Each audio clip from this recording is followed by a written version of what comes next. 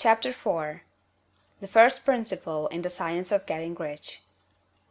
Thought is the only power which can produce tangible riches from the formless substance. The stuff from which all things are made is a substance which thinks, and the thought of form in this substance produces the form. Original substance moves according to its thoughts. Every form and process you see in nature is the visible expression of a thought in original substance. As the formless stuff thinks of a form, it takes that form; as it thinks of a motion, it makes that motion. That is the way all things were created. We live in a thought world, which is part of a thought universe.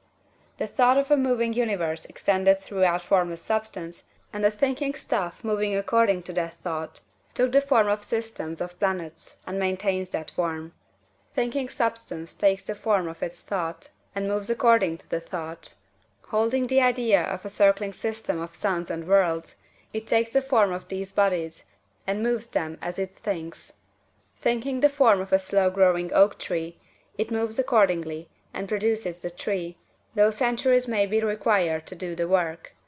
In creating, the formless seems to move according to the lines of motion it has established. The thought of an oak tree does not cause the instant formation of a full-grown tree, but it does start in motion the forces which will produce the tree along established lines of growth. Every thought of form, held in thinking substance, causes the creation of the form, but always, or at least generally, along lines of growth and action already established. The thought of a house of a certain construction, if it were impressed upon formless substance, might not cause the instant formation of the house, but it would cause the turning of creative energies already working in trade and commerce into such channels as to result in the speedy building of the house. And if there were no existing channels through which the creative energy could work, then the house would be formed directly from primal substance, without waiting for the slow processes of the organic and inorganic world. No thought of form can be impressed upon original substance without causing the creation of the form. Man is a thinking centre, and can originate thought. All the forms that man fashions with his hands must first exist in his thought. He cannot shape a thing until he has thought that thing. And so far man has confined his efforts wholly to the work of his hands. He has applied manual labour to the world of forms, seeking to change or modify those already existing. He has never thought of trying to cause the creation of new forms by impressing his thoughts upon formless substance. When man has a thought form, he takes material from the forms of nature, and makes an image of the form which is in his mind. He has so far made little or no effort to co-operate with formless intelligence, to work with the Father. He has not dreamed that he can do what he seeth the Father doing. Man reshapes and modifies existing forms by manual labor. He has given no attention to the question whether he may not produce things from formless substance by communicating his thoughts to it. We propose to prove that he may do so, to prove that any man or woman may do so, and to show how. As our first step, we must lay down three fundamental propositions. First, we assert that there is one original formless stuff, or substance, from which all things are made. All the seemingly many elements are but different presentations of one element. All the many forms found in organic and inorganic nature are but different shapes, made from the same stuff. And this stuff is thinking stuff. A thought held in it produces the form of the thought. Thought, in thinking substance, produces shapes. Man is a thinking centre, capable of original thought. If man can communicate his thought to original thinking substance, he can cause the creation or formation of the thing he thinks about. To summarize this, there is a thinking stuff from which all things are made, and which, in its original state, permeates, penetrates, and fills the interspaces of the universe. A thought, in this substance, produces the thing that is imaged by the thought. Man can form things in his thought, and, by impressing his thought upon formless substance, can cause the thing he thinks about to be created. It may be asked if I can prove these statements, and without going into details, I answer that I can do so, both by logic and experience. Reasoning back from the phenomena of form and thought, I come to one original thinking substance, and reasoning forward from this thinking substance, I come to man's power to cause the formation of the thing he thinks about. And, by experiment, I find the reasoning true, and this is my strongest proof. If one man who reads this book gets rich by doing what it tells him to do, that is evidence in support of my claim. But if every man who does what it tells him to do gets rich, that is positive proof until someone goes through the process and fails. The theory is true until the process fails, and this process will not fail, for every man who does exactly what this book tells him to do will get rich. I have said that men get rich by doing things in a certain way, and in order to do so, man must become able to think in a certain way. A man's way of doing things is the direct result of the way he thinks about things. To do things in a way you want to do them, you will have to acquire the ability to think the way you want to think.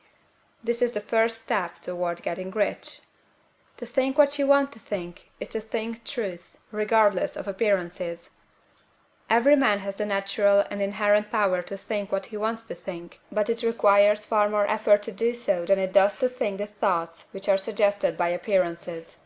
To think according to appearance is easy. To think truth regardless of appearances is laborious, and requires the expenditure of more power than any other work man is called upon to perform. There is no labor from which most people shrink as they do from that of sustained and consecutive thought. It is the hardest work in the world. This is especially true when truth is contrary to appearances. Every appearance in the visible world tends to produce a corresponding form in the mind which observes it, and this can only be prevented by holding the thought of the truth.